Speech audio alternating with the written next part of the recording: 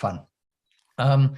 So to help us understand the importance of the report, the plan is that I will be doing a brief introduction to its technical makeup, and then I will be deferring to our panelists who will give us some deeper insight into South Africa's particular policy choices and how that affects our score on the Economic Freedom Index. So let me start by just introducing the panelists. First, we have Phumlani Majozi, who will be talking on the size of government category.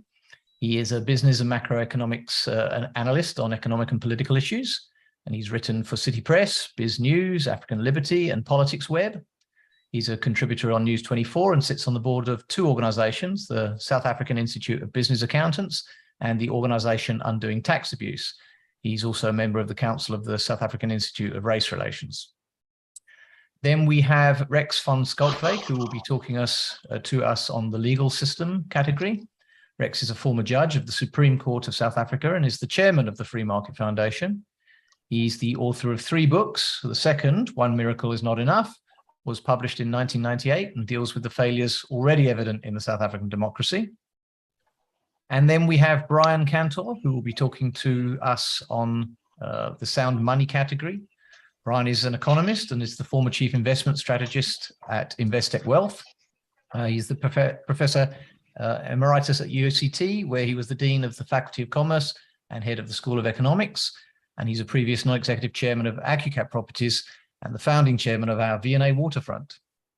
And then finally, we have John Dludlu, who will be talking about regulation. John is a master's graduate of Rhodes University and a former Sowetan editor, and currently CEO of the Small Business Institute. And his career includes positions at the Business Day and spans more than 20 years in teaching, journalism, corporate and public affairs. That will be our panel, and I'll be handing over to them shortly. But for a start, I'm going to introduce the Economic Freedom of the World report and what it represents. So in theory, what we're looking to track at its simplest is the choices that individuals have in a particular economy. So we're looking for an economy that favors individual liberty and personal choice over government choices in the economy. And the kind of categories that we'll be interested in would be voluntary exchange, looking at open markets, and strong property rights. The opposite of economic freedom would be high taxes, large government spending, and rigorous regulation of business activity. When economic freedom is present, free individuals will decide where and how to allocate scarce resources. In an unfree economy, political processes or government bureaucrats will decide how things should be divvied up. Ultimately, economic freedom is not just a path to good outcomes, but is itself a value. It fosters a responsible citizenry and a dynamic economy over an ever-dependent population of government beneficiaries. Now, economic freedom obviously follows the sort of classical liberal philosophy, the leading lights of which would be Adam Smith, John Stuart Mill, Friedrich Hayek, and more recently Milton Friedman, all of which argued for liberty in its classical definition. On the other side of the camp would be Karl Marx, John Maynard Keynes, recently Joseph Stiglitz and Paul Krugman, who would be arguing more for interventionist governments. Now, although the theoretical debate that's taken place over the last 200 years is fascinating and worthy of great study, surely this question could be answered empirically. Does economic freedom produce the kind of outcomes that people want from their economy? And what is needed here is a way to encapsulate this concept of liberty in a statistical set that can be analyzed and correlated with our dependent variables of what we're interested in. And that's what the Fraser Institute set about to do in the sort of late 70s, working with Milton Friedman and Michael Walker. They looked at how they might classify, where might they find data that would be useful for compiling such an index. And they went about trying to figure out the methodological construction of that index. And a few principles came out. The first would be that they would prefer objective reports over subjective reports. Unfortunately, some of the parameters within the Economic Freedom Report are subjective surveys of business people and other institutions within an economy. But for the most part, the report tries to draw on objective numbers that everybody can understand and check. The second principle is that the data is external to the authors themselves and comes from verifiable sources. So in this respect, the report itself is a report of reports. It draws on substantially the World Bank's Doing Business report, the Global Competitiveness report, IMF studies, and the tax accounts of various countries. And then finally, the report is transparent. Methodologically, it explains how it's put together, how the various parameters are weighted, the sources can be verified. If people disagree with the author's construction, they're in a position to change the report themselves and validate the numbers. And that's been a very open academic exercise over the last 20 years. Now, to the report's construction itself, how do you measure liberty? The authors decided to split up the concept into 5 distinct categories. So we have size of government, which measures things like government consumption, the level of tax in the economy, the amount of organizations that the government owns or directs. So we're talking about state-owned enterprises. And we look at the top marginal tax rates as well and how they will affect investment in the economy. The second large category is legal system and property rights. Here we're looking at the structure of the courts and the policing system, the ability for contracts to be enforced, the reliability of the police, and the general respect for private property rights. The third category is sound money. Any government that prints its own money and then does so virulently will obviously corrupt its money and make economic judgments extremely difficult for its participants. So measuring the deviation of money growth and the inflation rates each year forms an important part of the index. The fourth category is the freedom to trade internationally. Here we're looking at the amount of tariffs that we may put on imported goods, the regulatory trade barriers that we self-inflict, black market exchange rates, if that's relevant, and any other controls of the movement of people or goods that open or close the economy under study. And then finally, a very important category is that of regulation, and that breaks down into 3 large subcategories, which are the regulation of credit, the regulation of labor markets, and the regulation of business more generally. South Africa has done historically very poorly on the labor market score, sometimes being the lowest ranked member in the index itself. So it'll be interesting to see what we've done this year. So those are the 5 major categories. There are 40 odd parameters within all of those categories. Each one gets a score from 1 to 10, or 0 to 10, sorry. And those are averaged straight up into the subcategories, and the 5 subcategories themselves are averaged into a single economic freedom score, which attempts to capture this generalized concept of liberty.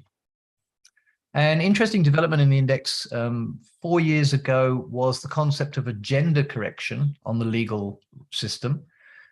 It was noted that many countries around the world did not grant equal rights to women as they did to their men. And so the authors decided to adjust the index by catering for that fact, allocating a 0.5 weighting to whether men had the same rights and 0.5 to whether women did, and then adding those 2 together. And that created some quite distinct movements, particularly in the sort of Arab areas where women were not granted the same rights as men. And that's done a lot to sort of more accurately represent what's going on for each citizen of each gender. And so with that, we come to the results for this year. Remember that the report itself measures 165 countries and has been doing so over a time period of some 50 years now. The notable takeaway in the aggregate is that the drop in world economic freedom this year, on average, was noticeable and could obviously be ascribed to COVID. It should be borne in mind that the report takes a couple of years to compile, so it's working on 2020 data. So this is the first report that can really take into account the effect of COVID and the choices that governments made in dealing with the pandemic. And interestingly, 146 of the 165 countries recorded a drop in freedom, which is quite unprecedented. And most notably in Area 1, which is the size of government, governments did expand during that period. The 2E legal integrity score was affected as well, as governments issued questionable edicts, I beg your pardon, on lockdowns and so on. And there was, of course, very, very large money printing exercises, which is now manifesting in inflation. So all of these led to score drops across the board, with the average dropping from 7.0 to 6.84, which sadly represents a drop of nearly a decade's worth of gains for the index more generally. Having said that, the world is still remarkably more economically free than it was 20 years ago. And for those of us pursuing pro-market policies and a classical liberal agenda, the world is itself getting more free at the same time that it's getting more prosperous. The top countries on the index this year, the first three remain Hong Kong, Singapore, and New Zealand. Hong Kong has had a fall in its economic freedom as China has had a larger effect on its government. Other countries in the top 10 are Denmark, Australia, the United States, Estonia, Mauritius, and Ireland. At the bottom of the list, we have the Democratic Republic of Congo, Algeria, the Republic of Congo, Iran, Libya, Argentina, Syria, Zimbabwe, Sudan, and bringing up the rear is Venezuela.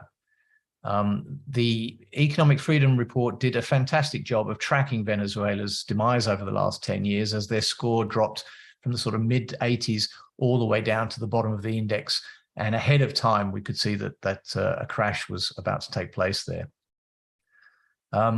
We move on then to South Africa's score. Unfortunately, South Africa's number declined. We went from last year's 2019 numbers 6.79 to 6.55. It's a relatively small drop in point terms, but it does lead to a drop in rankings. We now rank 99th in the world out of 165. That's putting us very close to the bottom third, or entering the bottom third. Unfortunately, we're joint 99th with countries such as Tanzania, Morocco, and Colombia. And we should consider that when we take the message out that South Africa is a vibrant destination for investments, overseas investments, and yet we should recognize that we are equivalent to Tanzania, Morocco, and Colombia on the sort of investment scale. That's where South Africa sits. Across the 5 categories, it's interesting to see South Africa's distribution in the rankings.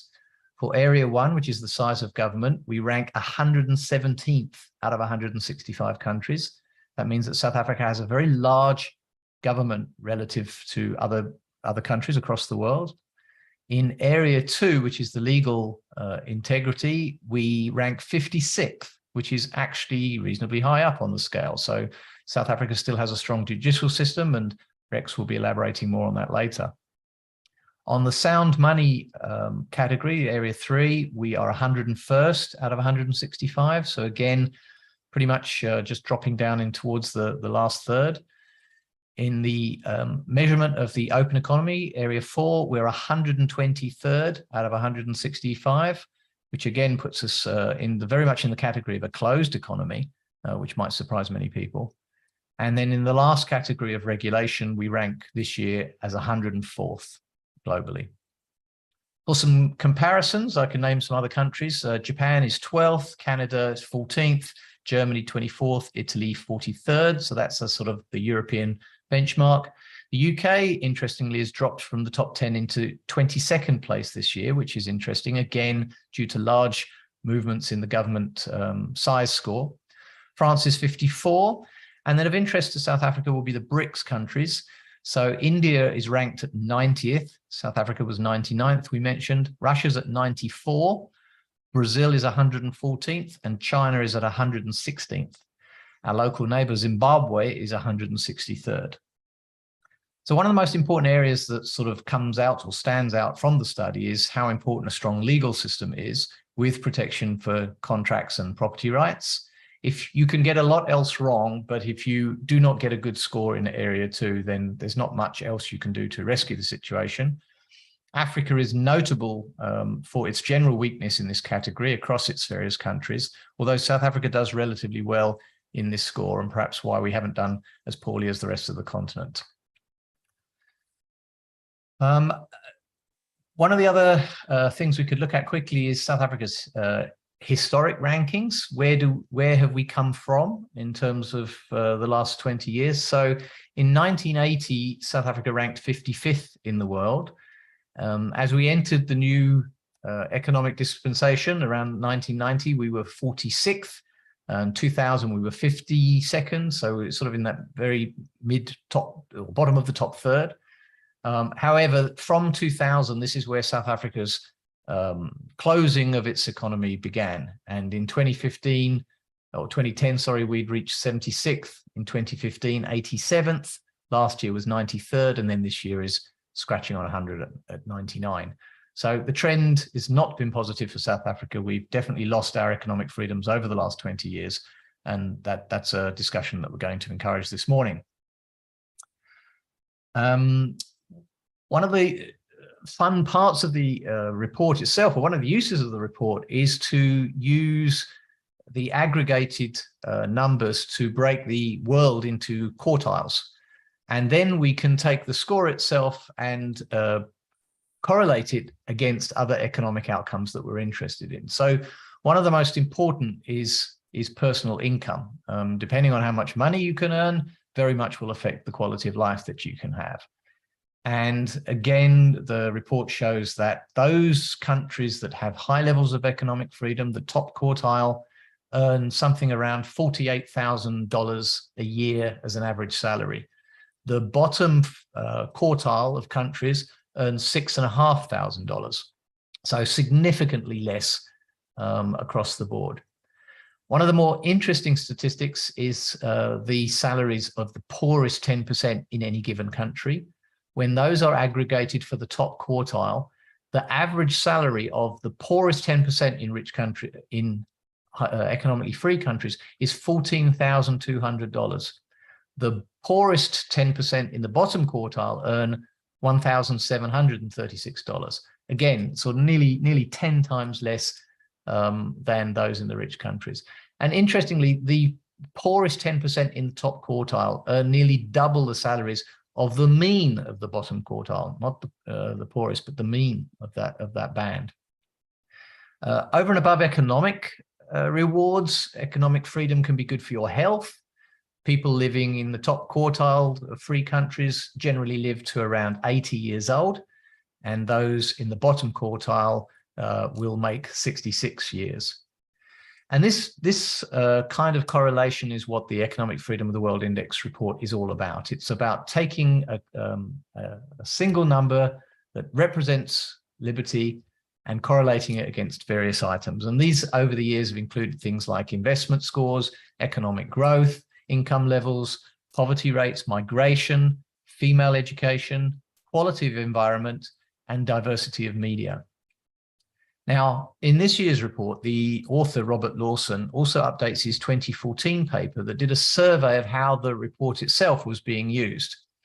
In his 2014 report, he surveyed 402 papers that cited the Economic Freedom of the World Index as a independent variable. And at that time, 2/3 of the report positively reported that the other variable they were interested in was correlated positively with economic freedom. Only 4% of the papers suggested that economic freedom was negatively correlated with a desired outcome.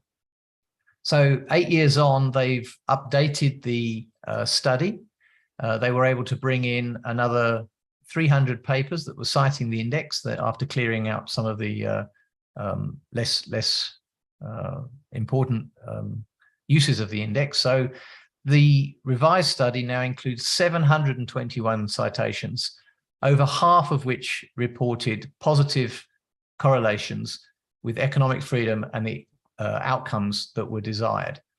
45% of the studies reported mixed or neutral correlations. But again, only 4% of the studies, the papers, reported a bad or negative correlation with a desired outcome.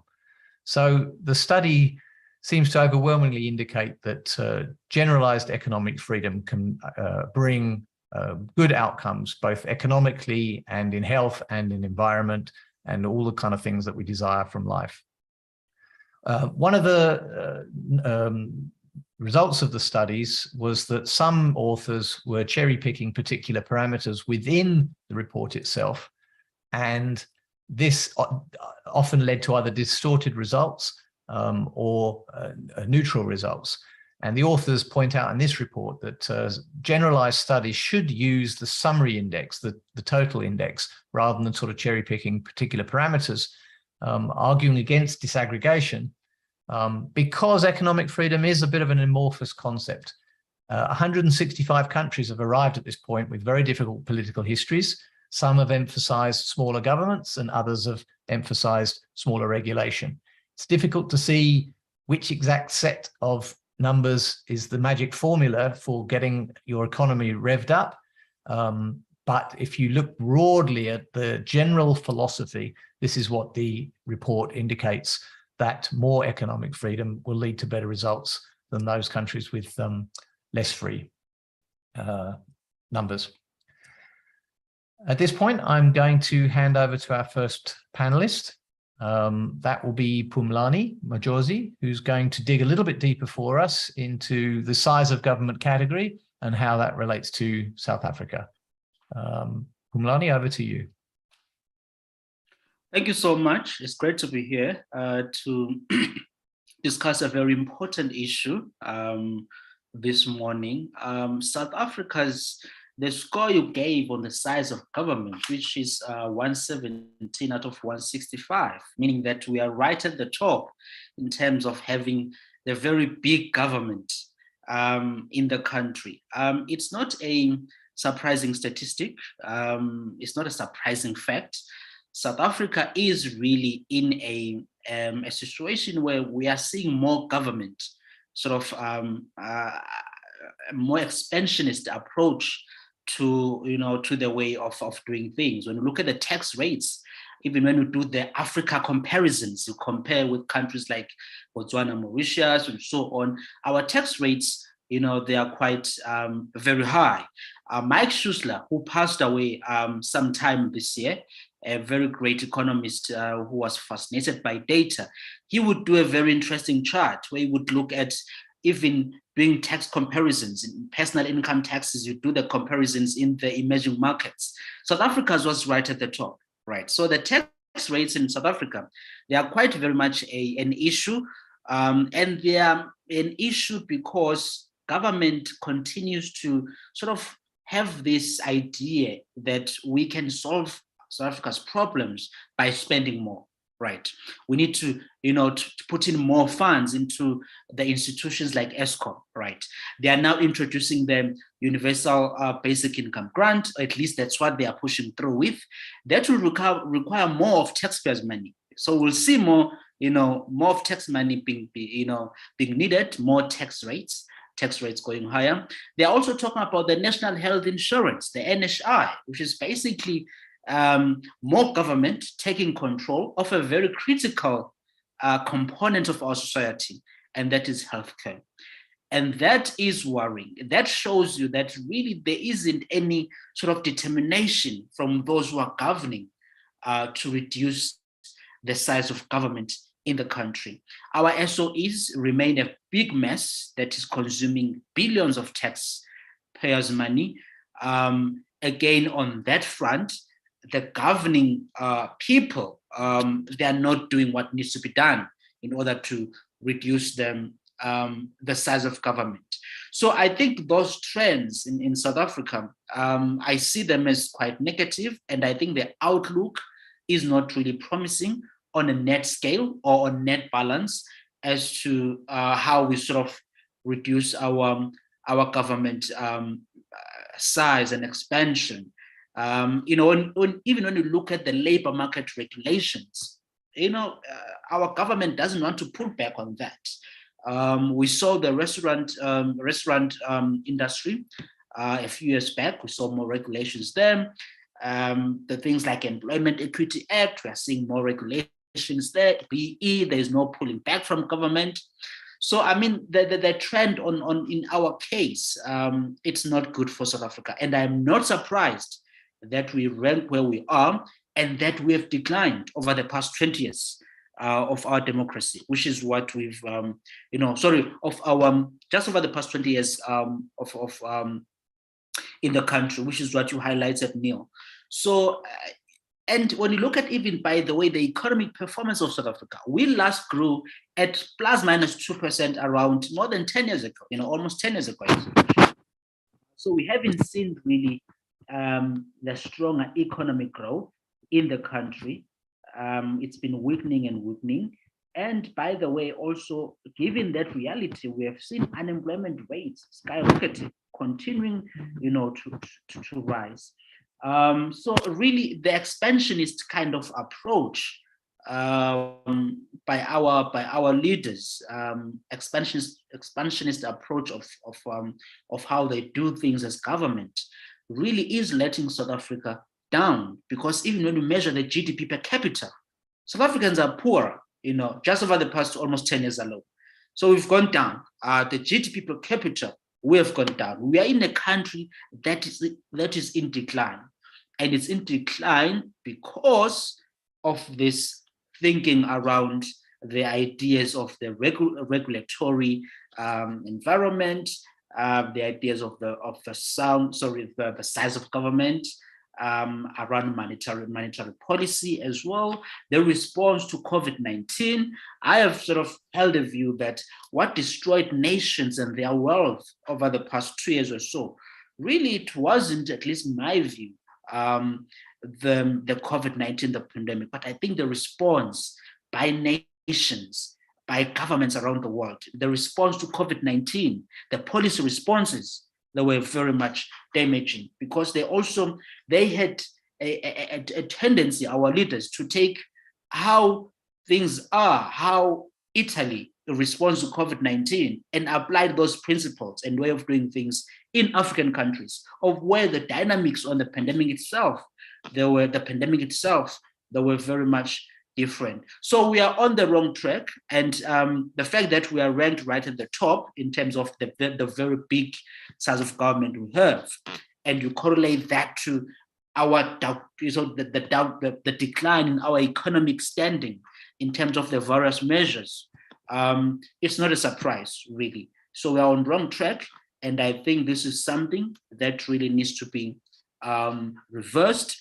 But I must say that I doubt that it will be reversed with the current leadership. Our leadership is weak. Our leadership is not really sort of determined, at least by their actions, to reverse these trends. So I'm just going to summarize it like that, Neil. Splendid. Okay, well, thank you, Phumlani. As you said, COVID really stretched our understanding of what governments were still able to do in such a short space of time, that it was quite shocking. And we'll either learn a lesson from that, or unfortunately governments will. And we must be very aware of what this is going to mean to all countries across economic freedom. So we'll be keeping an eye on that. Just one thing to mention, Neil, before you move on to the next speaker. I'm also of the view, and this is just an observation, that we are a nation, for some reason, our people, and it's not only in politics, the media, and the public in general. There is this idea that to fix our socio-economic problems that we have, we need to expand the government. Government expansion is the way to go to address our fundamental problems as a country, of which many of us do know what those problems are. And this thing, I think it's more having to do with our mindset, the way we see things, that somewhere, somehow, somebody in the form of an institution that is government, will resolve our problems. And one way to resolve those problems is for government to intervene more and spend more on healthcare, on transport, on education, on whatever, And we need the cultural sort of mind shift and mindset change in the country as well. Because for me, I think that is troubling. And so long people think that the government institution is the way to address our socioeconomic problems, we are going to always be finding ourselves in this situation. So there has to be a mind shift amongst our citizens to see government as an institution that needs to pull back, allow us to conduct business, to sell and trade in the market, to produce, right? To bring about competition, because competition is very key in terms of, fueling and stabilizing the market, making it, more productive. So that shift in mindset, I think, it's very important and very important. And that is why I've always spoken about the importance of personal responsibility, that citizens need to see that we are responsible for shaping our dynamics in our families, but also in the boss. If we see that we are personally responsible, we'll take that attitude as well into the market. And when we bring that attitude into the market, we are therefore expanding your worldview and your thinking, and therefore shifting from the idea that someone out there in the form of an institution is going to come and be a contributor to our economic activities. And I think that there has to be that change. How we get there, I think, is a matter of sitting through and thinking how we can change those mindsets in the country. Well, the index in the Area 1 category did track the stated aim of the government to build a developmental state. We could see quite clearly the levels of freedom were diminishing as each year went by and as the developmental state grew and grew and grew. So they've achieved their aims there, but do you believe that Cyril Ramaphosa, when he said that governments don't create jobs, business creates jobs, do you believe that's the start of a mindset change?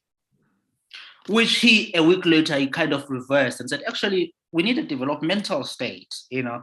I guess there were some pressures from the affiliates of his party and some interest groups that have an influence in his party and in governance. So, but on the first part, I think I liked that from him, that he sort of gave out that view that the private sector creates jobs. And I also did like the fact that he appointed Sipho Nkosi, who at this time, by the way, I haven't yet gotten a sort of a view of what he has done over the past 9-8 months of. He has been tasked to reduce the regulations in the economy.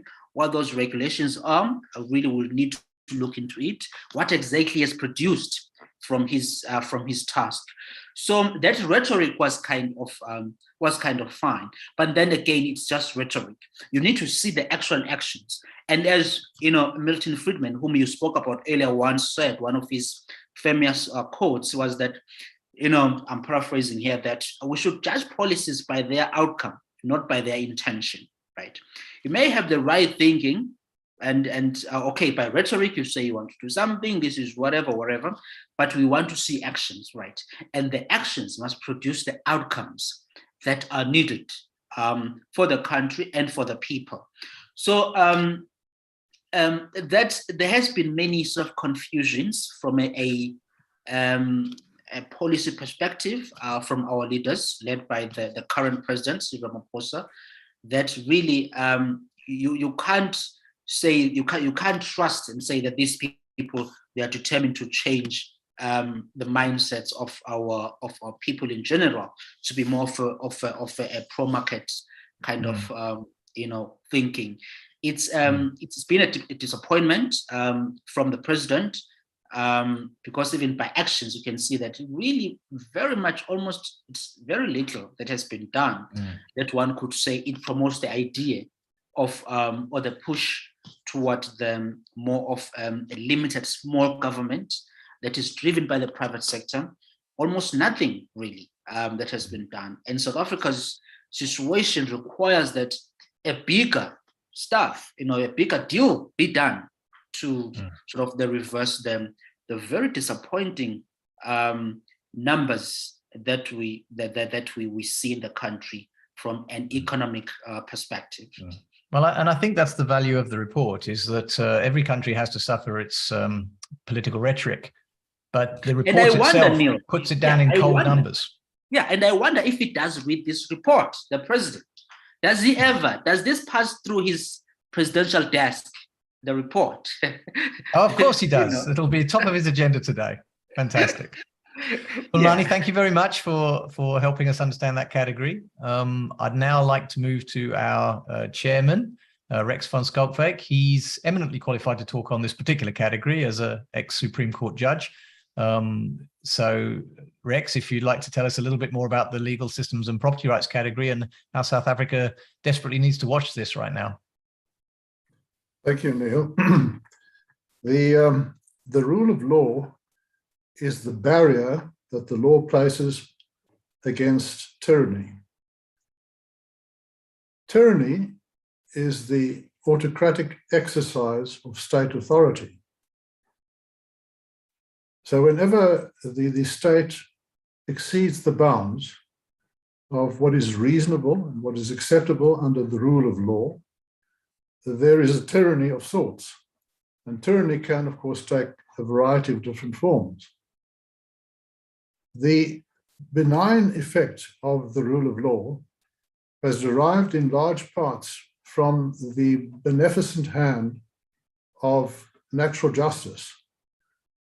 And an innate part of the principle of natural justice is the liberty of the individual.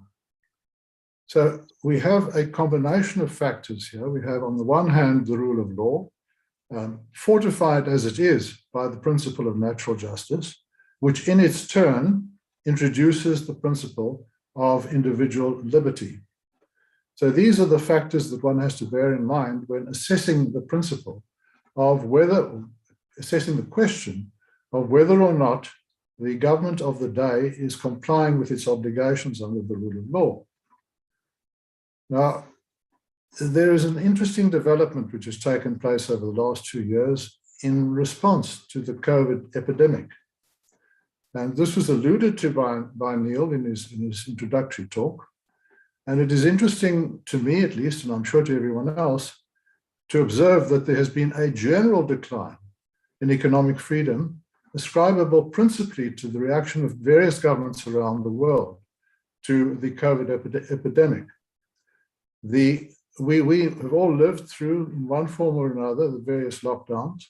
It was a universal tyranny occurring for the first time in the history of the world, so far as I can possibly determine, which was inflicted upon practically the whole of humanity, with some very, very rare and exceptional exceptions. Those exceptions were, I think, really distinguished by the fact that they took their own course. But the rest of the world followed in lockstep in the process of moving towards a process of tyranny, because that is precisely what it was. The Scottish archaeologist and historian and social commentator Neil Oliver has made the observation that governments are legislating against us. That is a frightening prospect. And this is the prospect of someone who lives in a first world country, which is democratic in every conceivable sense. So the most troubling aspect of the lockdowns is that these occurred in democracies around the world.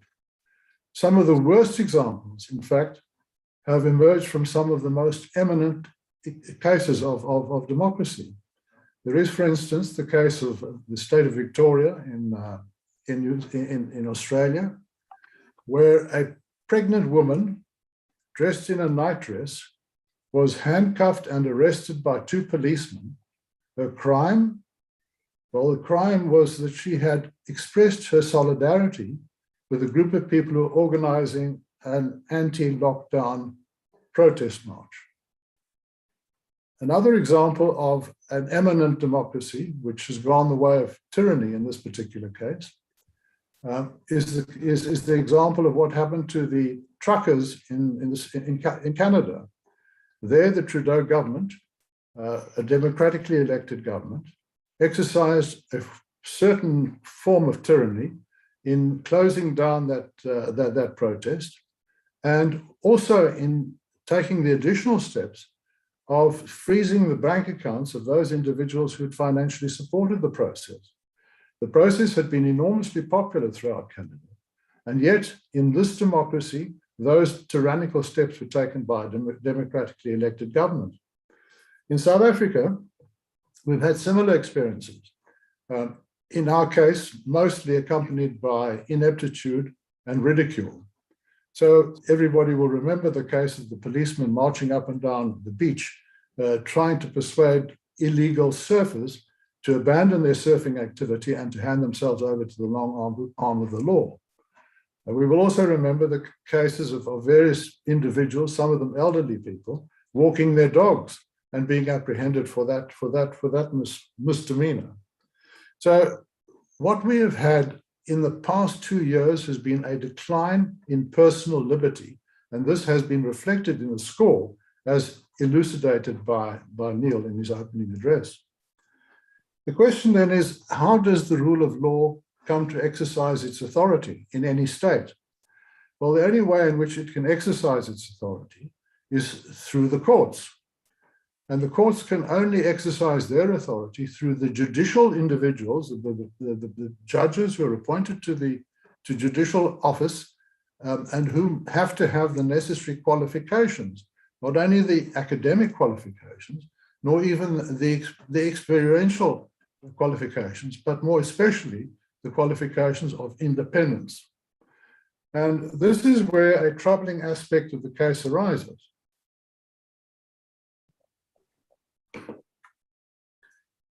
We have had in this country a variety of different reactions to the principle of judicial independence.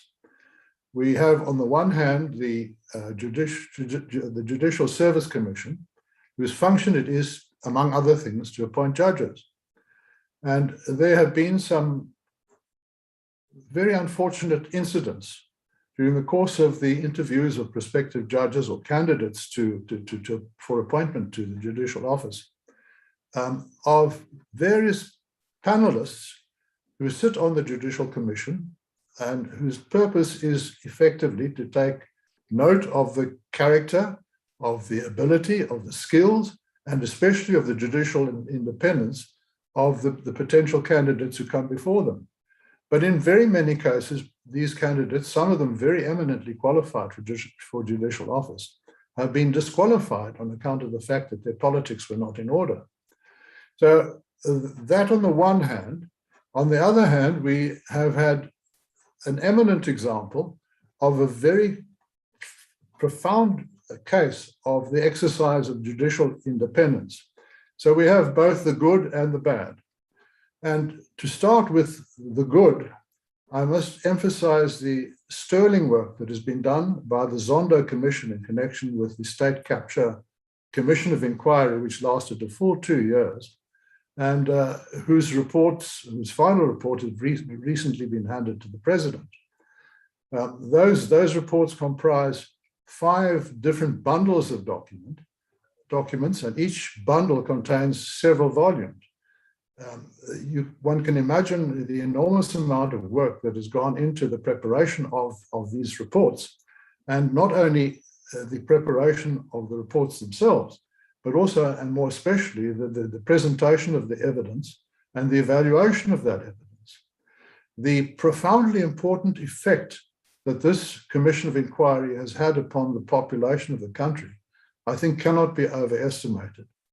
We've had the clear example of a judge, the Deputy Chief Justice of the country, exercising his authority in a firm but polite and fair manner, whose purpose has been throughout the search for the truth in connection with all of the allegations that were brought before him by a very competent team of evidence presenters. Now, that commission was not a judicial one in the strict sense of the word. It was a quasi-judicial exercise.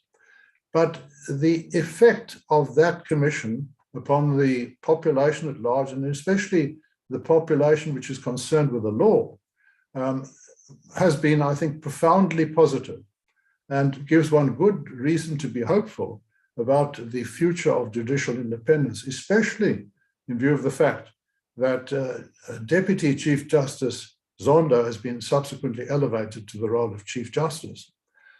His profoundly important influence upon the Constitutional Court, where he sits as the Chief Justice, and upon the various judges in the various courts throughout the country, will, I think, have a lasting effect upon the principle of judicial independence and judicial integrity. That, on the one hand, is the good side of the story.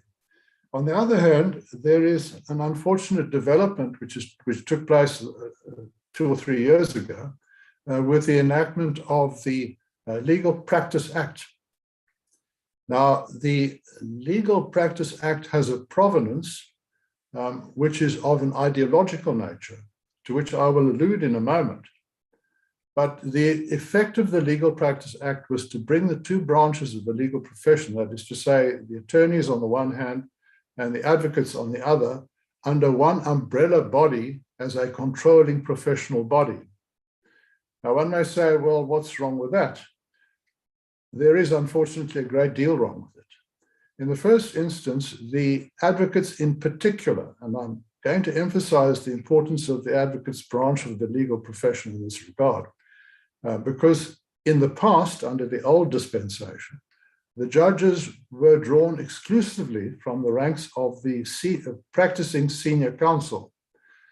Under the present government, under the new democracy, a new system was implemented, whereby judges are appointed also from the ranks of the practicing attorneys, from the academic branch of the law, and also from other branches, provided only that the candidate has an appropriate legal qualification. So there is a broader group from which the advocates can be, the judges can now be appointed. But it remains a fact that principally judges are appointed from the ranks of practicing advocates. So I want to deal principally with the effect of this act upon the practicing advocates, because until this act was enacted, the practicing advocates had a controlling body, a professional body, which was totally independent of any outside influence. And in particular, it was independent of any political influence. Now, this was profoundly important in connection with the nurturing of the principle of judicial independence, bearing in mind that many judges, even the majority of judges today, are appointed from the ranks of practicing advocates. It is profoundly important that the judges and those who become judges in due course, advocates and those who become judges in due course, should be imbued with the spirit of independence.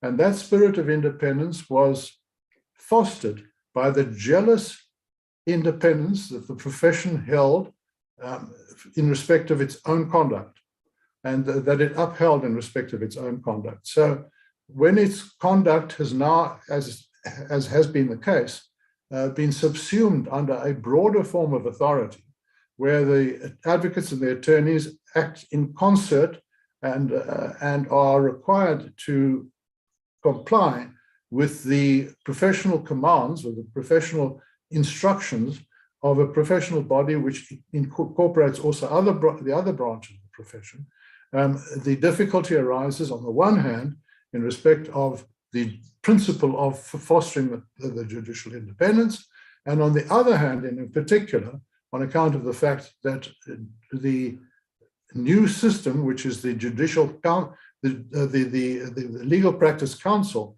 is under the ultimate authority of the Minister of Justice. So these are the factors that have given rise to a concern about a diminution of the principle of judicial independence. Now, the origin, the genesis of this concept came about as a result of a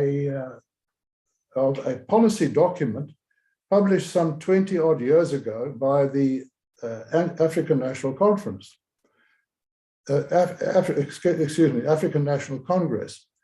And what this document said is the following: transformation of the state entails, first and foremost, extending the power of the national democratic revolution over all levers of power: the army, the police, the bureaucracy, intelligence structures, the judiciary, parastatals, and agencies such as regulatory bodies, the public broadcaster, the central bank, and so on. Now, it can be seen that there's a very wide array of powerful and influential bodies over which the government wishes to extend its power, over which the National Democratic Revolution, which is an ideological cause, still part of the ANC's policies, fought for and upheld by the ANC, will have ultimate authority. So in plain language, the ANC has made it clear that it wishes to extend its authority over the judiciary, among other seats of power. Well, the extension of political authority over the judiciary can only mean one thing, and that would be the destruction of the independence of the judiciary. So we have two conflicting forces at work here. We have, on the one hand, the positive one, which is the independence of the judiciary, which has been manifest in the case of the state capture report, and in particular in the person of the Chief Justice of the country, who will, I am sure, continue to behave and conduct himself in the same commendable way as he has done throughout the arduous task that he had during the course of that commission.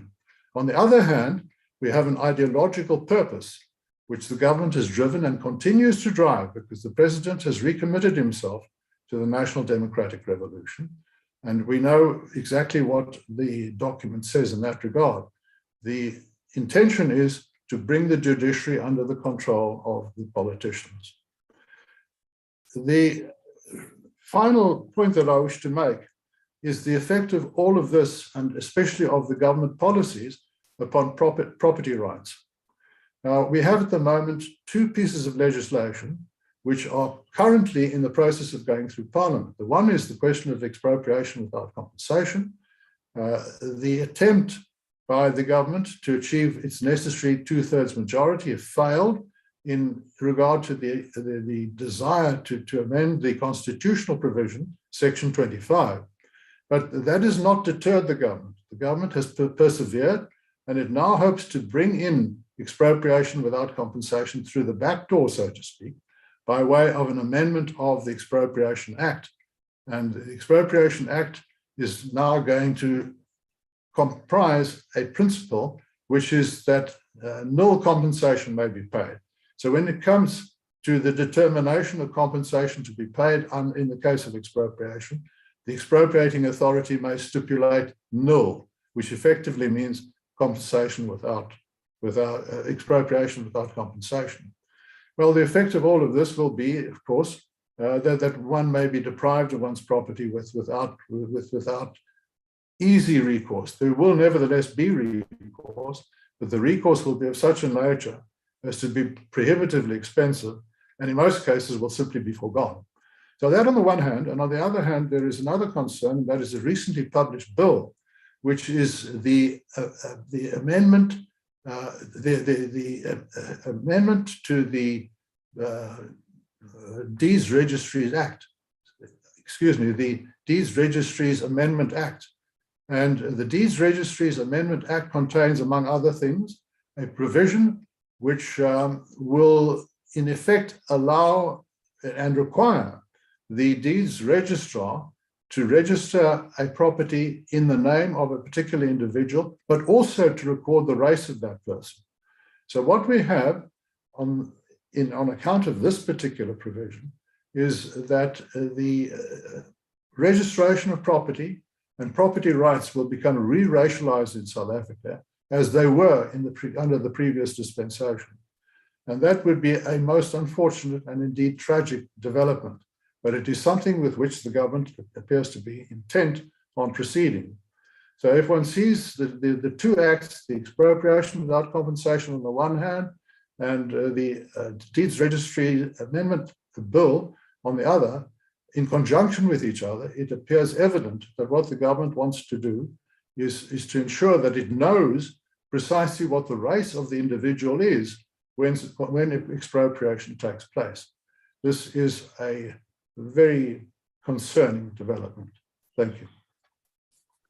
Thank you very much, Rex. As we've said, this particular category is one of the most important, or seems to have the most strongest influence amongst all the other categories. Just to remind everybody that South Africa's score in this category ranks us in the top third, whereas we do not get out of the bottom third on any other category.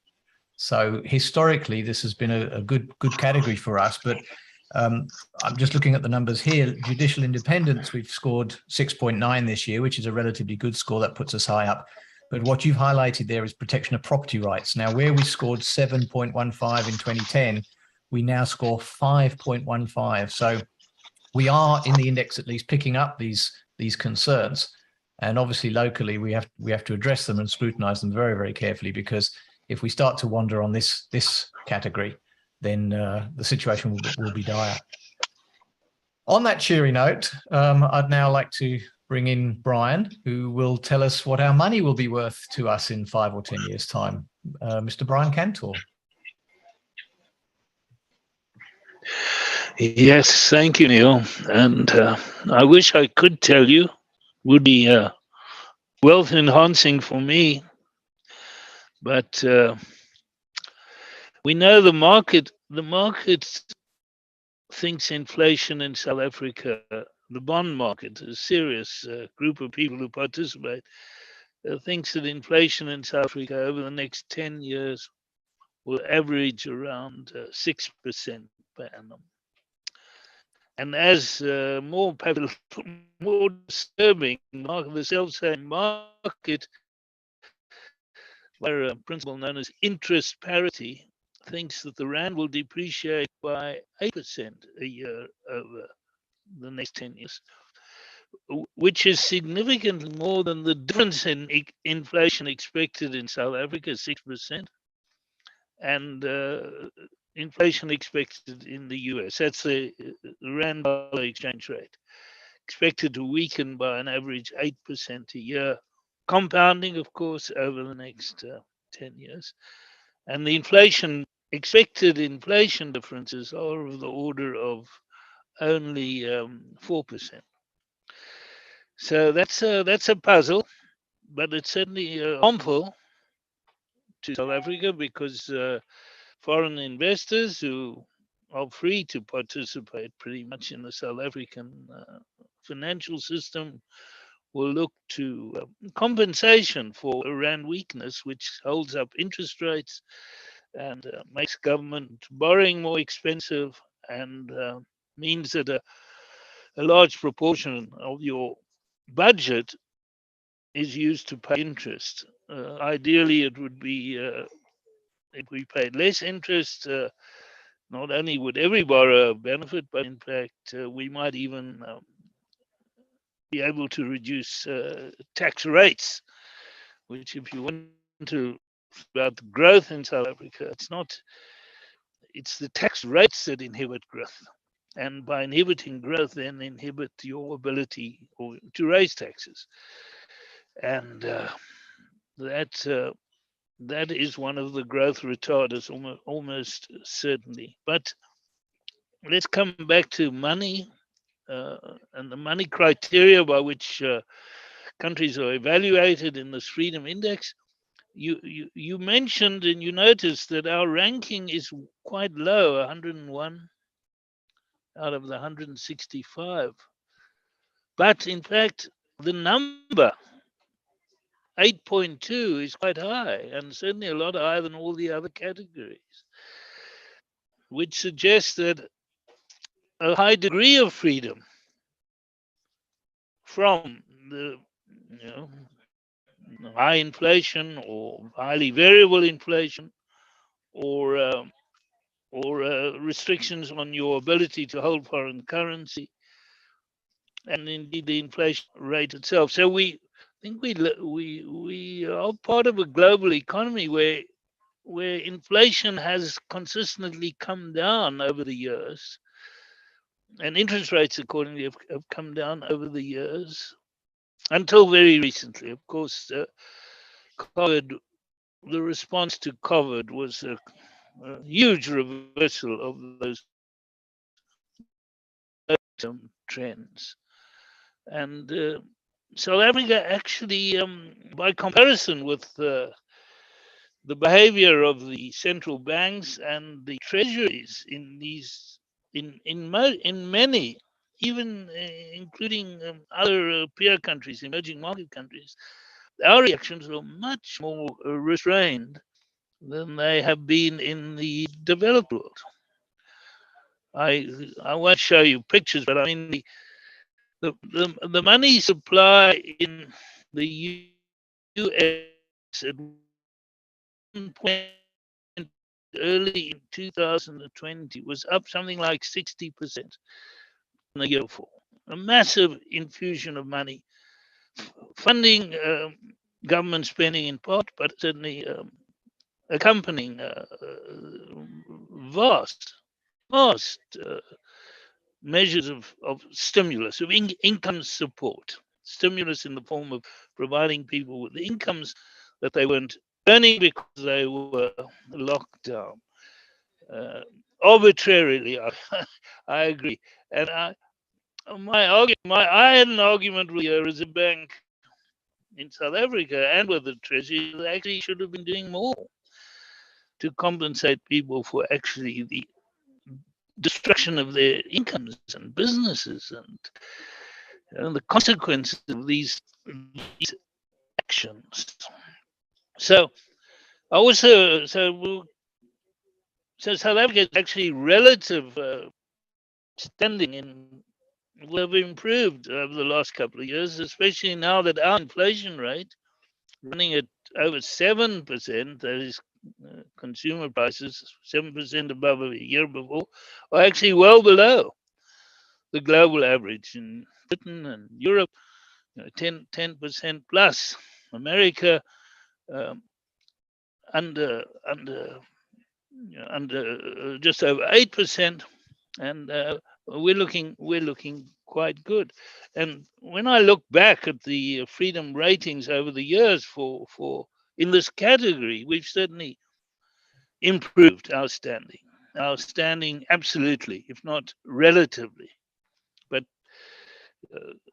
we have enjoyed, or had the opportunity in South Africa to do with our wealth with greater freedom than we had before. So South Africa in the bad old days was characterized by extensive and effective, up to a point, capital controls. So really investing abroad was not something that South Africans could do legally very often or easily. Now they can do it with much greater facility. They can invest abroad, and pension funds who look after most savings can invest in foreign assets of one kind or another, diversifying their portfolios, reducing South Africa risk, which is all to the good, I would say, both from a freedom perspective and because of its consequences. If you can diversify South African risk, then maybe you're more inclined to invest your skills, your capital, your innovation, your capacity for innovation in South Africa. I think that's a big plus, of which liberals would approve. Incidentally, just let me make a point about democracy and inflation. We are noticing again, because it's reared its ugly head, that inflation is actually very unpopular. It's not popular, it's unpopular. Now, inflation may well be a choice made even in a democratic environment, for want of the alternatives.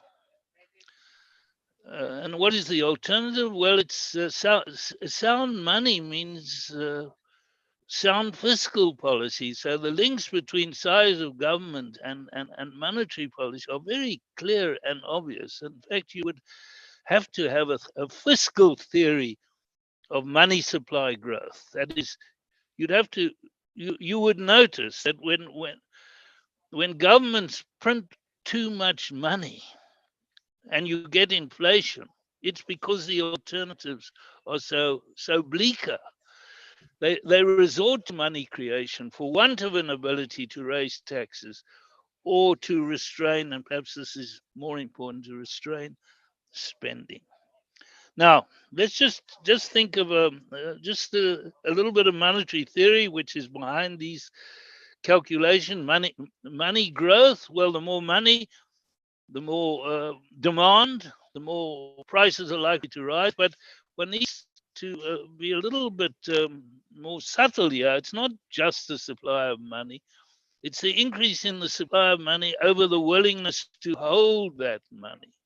So there is a demand for money that will grow with incomes quite naturally, and the banking and money system will supply that demand without necessarily causing inflation. I think that's pretty much what has happened since the 80s. Why do I say the 80s? Because in the 70s, inflation got out of control for the usual fiscal reasons. It was in the 70s that the US abandoned its commitment to convert dollars into gold, and unilaterally taken, and that opened up the whole, or widened the opportunity for the US government to print money because it had become inconvertible, much to the benefit of South Africa as the principal gold producer in the world. That's a whole another story. So it's an increase in the supply of money over the willingness to hold that money rather than other assets that increases the demand for goods and services in general and pushes up prices. Milton Friedman was the leading monetarist. He wrote a monetary history of the US that linked money supply growth and economic activity and prices. It was a seminal work. There was Alan Meltzer, another distinguished monetarist, and they made the monetarist argument in the 70s that you've got to control the supply of money if you want to control inflation. So just as an aside, the supply of money in the US at the moment is growing very slowly. It's come right off. In fact, over the last quarter, the money supply in the US has declined. And if you look at year-on-year growth in money supply, it's down to about 5%, off a very high base. So I would say the money supply problem in the US is over. I would also say that the dangers of excess demand in the US are over. But that's not something that central banks are currently inclined to believe or to argue. They were caught short. They lost the inflation plot. They should have known better, and they would have known better had they in fact paid much more attention to money supply growth and bank credit growth than they were inclined to do. So, and there's an interesting observation. You won't find central bankers, be they in South Africa or elsewhere, talking at all much about money supply. It's not something they worry about or have been inclined to worry about. And Paul Volcker, who was the great initiator of lower inflation in the US and then around the world, knew that money supply was important. But if you ask Chairman Powell today to talk about money, he will avoid the topic.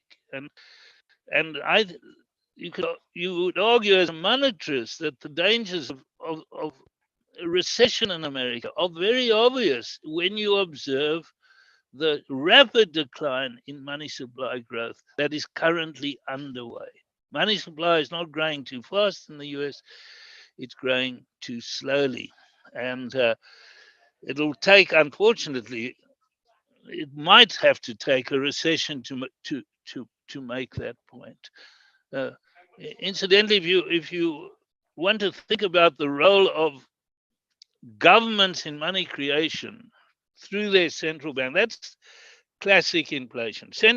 Central banks fund money, fund governments, because governments have no alternative. And when you call on the central bank to print money on government's behalf, you get inflation. That's pretty much what happens, and it's underway in Africa widely. I mean, if you look at a West African country with inflation persistently at 15% a year, you know that it's because the central bank is creating money to help the government fund its spending.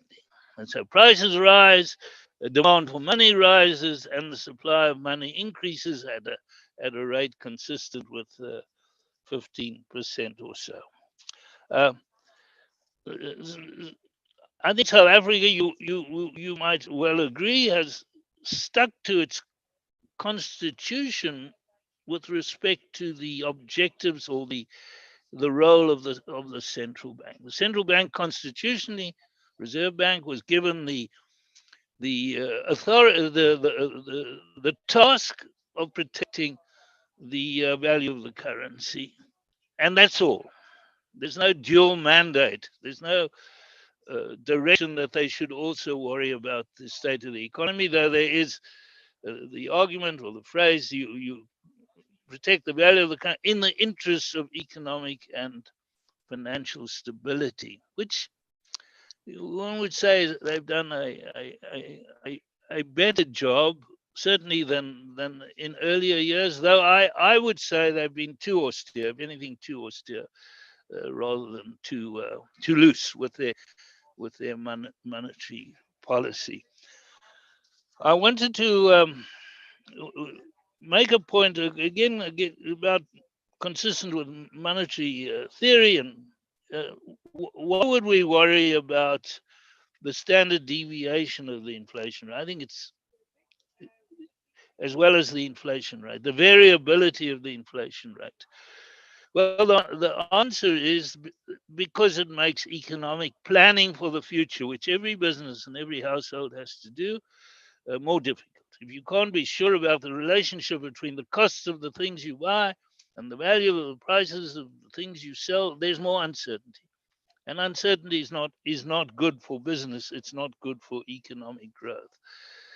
Though I would add an observation here that even lower rates of inflation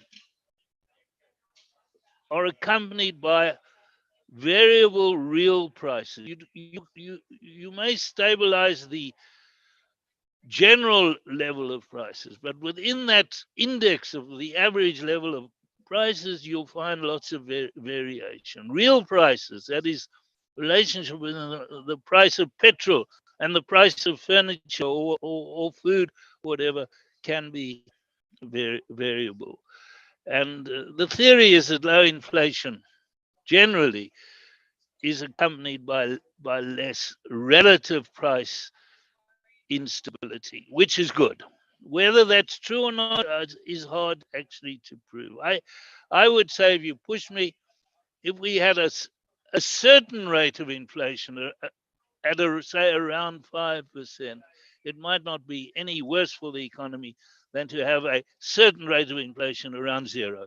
It's there are lots of measurement problems with inflation, particularly with regard to the changing quality of the goods and services we include in our basket that we measure as basket of prices that we measure and regard as the average, as the index. And there I would want to refer to one feature of the global economy that is not satisfactory at all, despite generally low inflation. And that is the behavior of exchange rates, the relationship between the value of one currency and another. Or if you like, the relationship between the value of the leading currency, the US dollar, and all other currencies. It's been highly variable. And it's highly variable also when adjusted for differences in inflation. So the notion of purchasing power parity holding, that is, exchange rate compensates for differences in inflation across trading partners, just doesn't hold. And it doesn't hold for South Africa. So you have these highly variable real terms in which importers and exporters have to conduct their business.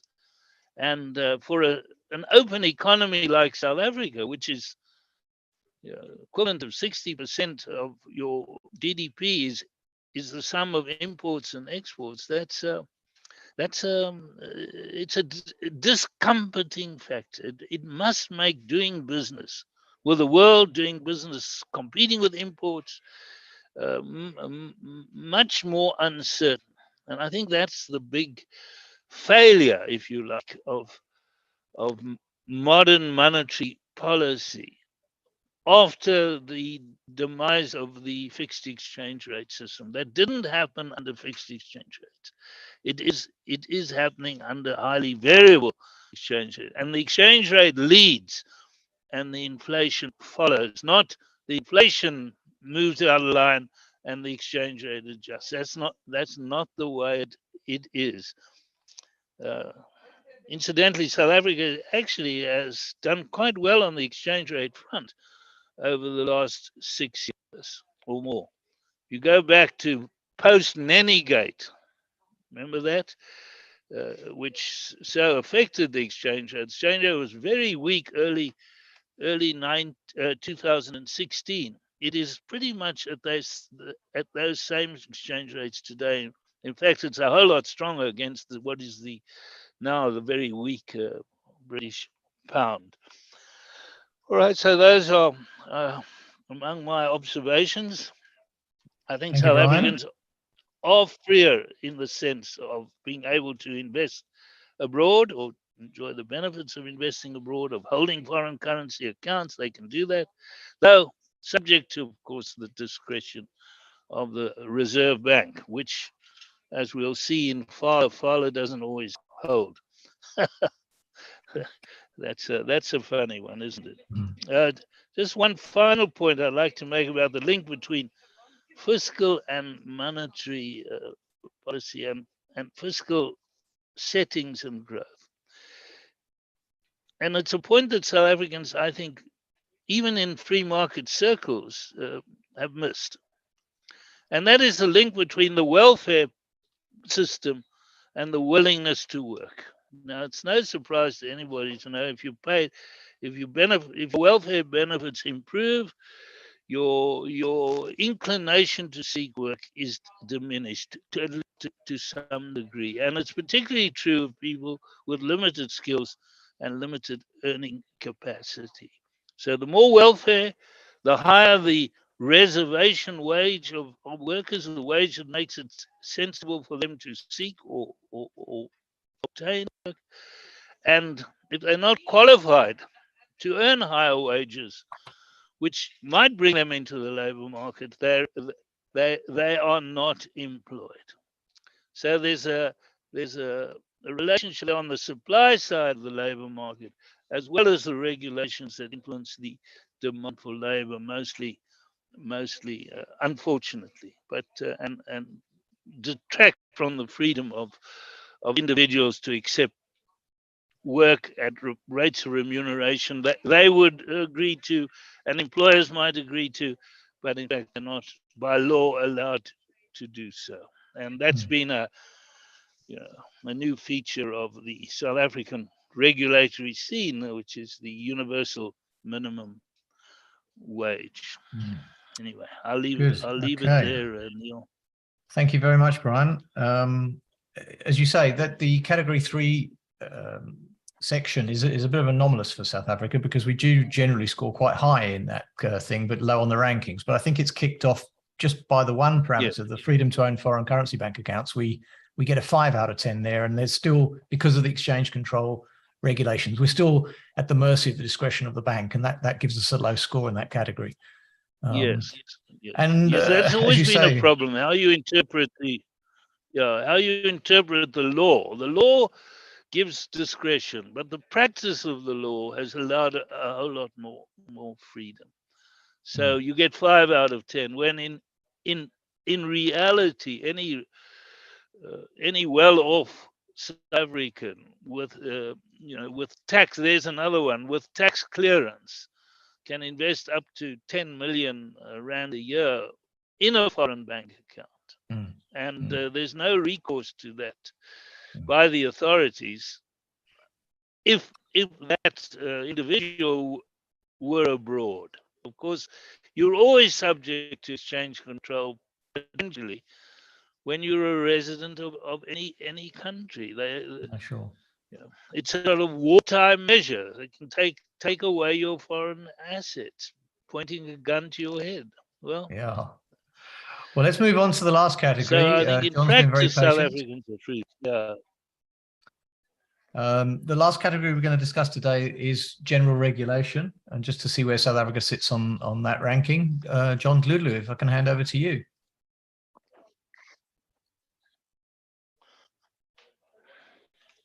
Thank you very much, Neil. And again, I think it's fair to sort of commend the team that has prepared the report. It's a very good contribution to constantly checking our reality. So I'm just going to make a few remarks and observations around the issue of regulation and our score. And I hope what the report will do is it will contribute to our efforts as a country to have effect-based discourse, because right now our debates on the future of the South African economy has been characterized and driven by emotion and ideology, and the lack of common set of facts from which to work has been a huge impediment to a fruitful dialogue. So I hope this is just a start of having effect-based and evidence-based policymaking and discourse. Obviously, it's very disappointing that our score has deteriorated on most of the metrics measured in the report, except I think 1 or 2.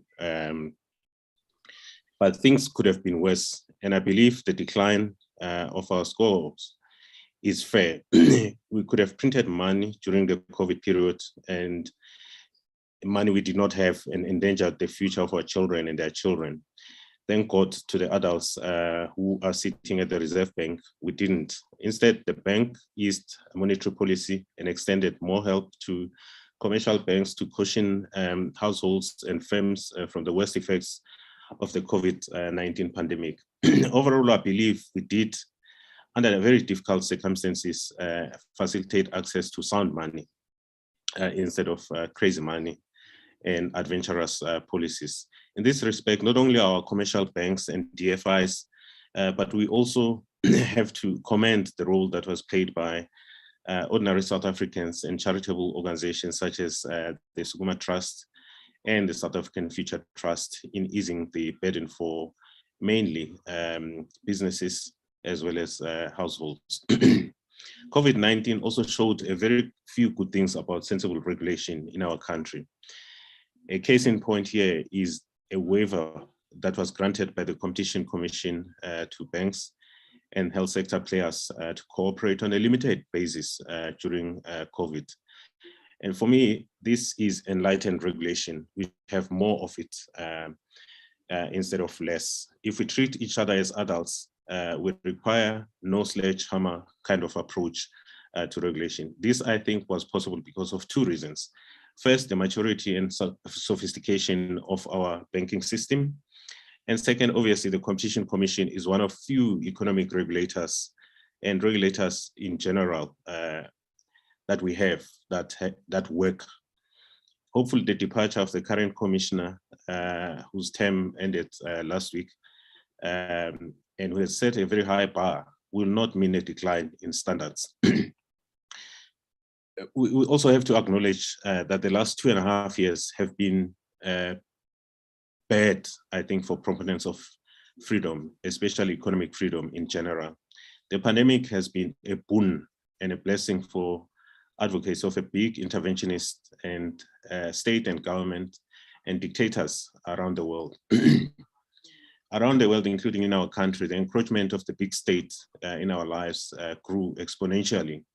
Without being in a state of war, our government, for example, saw it fit to deploy soldiers to enforce lockdowns during the first wave of the pandemic. Further, it took way too long to lift the remaining COVID-related restrictions this year, even though it was evident that the pandemic has downgraded into an epidemic, maybe. This speaks to wrong political instincts by our leaders. I think Phumlani made the point very forcefully during his input. Our biggest challenge now is what to do in scaling back the size of government now that COVID is behind us. Before I conclude, let me make just a quick observations about what has gone right and is a positive for the future and a reason to be optimistic. 3 critical reforms are important to mention here. At last, we finally managed to auction the high demand spectrum after more than a decade, if not longer.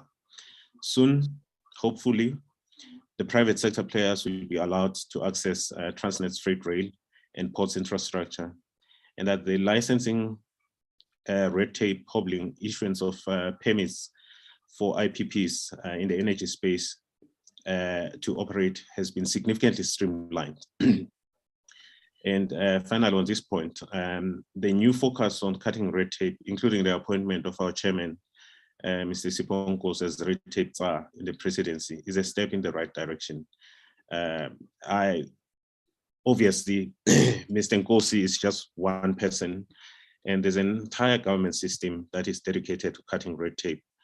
And we hope, and as business, we are supporting him to be successful in the role, because we think if we really freed up the small business segment of the economy, the rest of the economy will benefit, including our multinationals as well as big business segment of the economy. In the next couple of months, we have an opportunity as well as the ecosystem and the lovers of economic freedom to participate in a debate and a review of the new labor law regime in our country that is fit for purpose for a developing economy, mid-income country, and a country that aspires to higher growth levels to tackle poverty, unemployment, and inequality. Neil, I suppose what I'm suggesting is that we deserve the score that we got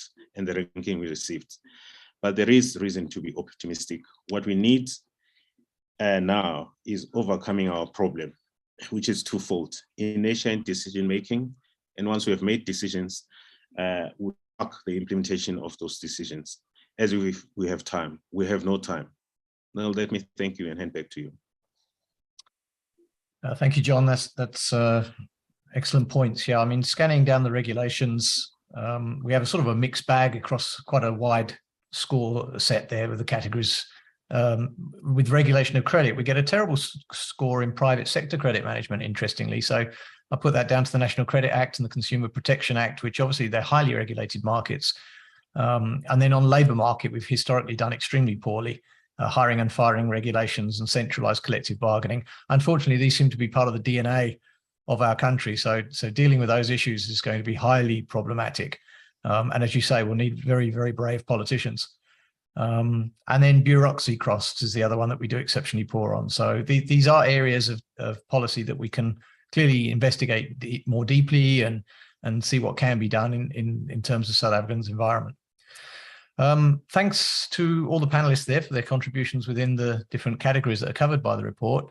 I'm open to questions now on our chat bot, which is sitting there to the right of me. We can maybe give that a moment. I don't know if there's any other comments there while the questions are coming in. And if not, I think perhaps we will draw the meeting to a close. Let me thank the panelists for their contributions today. Rex van Schalkwyk, John Dludlu, Brian Kantor, and Phumlani Majozi. I'd also like to thank the Free Market Foundation for hosting the panel and for being involved in the project, which I think is hugely valuable. It allows us to scorecard our government each year and fosters the debate into the various policies where we do weakest, and allows a public conversation to take place. And we hope that this meeting this morning will contribute to that. There is one question that's come through now. Oh, there's a clarification whether we are 47th or 52nd in 2000. We'll have to refer to the book there. Sorry, the question is whether in 2000 we were 47th or 52nd, but I think that's kind of within the error band. So I think you could just happily say that that's within the 50th. That was as we just sort of the first term of government, the first 5 years after the election. The economy was still scoring in the top third at that point. So it has been a demise since then. You can worry about the broad trends. I think that's the answer to that question. I think let me wrap up if there's no other questions, to thank everybody again and to let people know if they want access to the report that it's available from the Free Market Foundation. I've always wanted to be able to say it's in the, check the notes below. I think you'll find the contact points there, and then you can download the report, and we would be open to further discussions if there are questions from the press or anybody else. Thank you, everybody, and enjoy the rest of your day and championing the cause of freedom. Thank you, Neil. Well done. Thank you.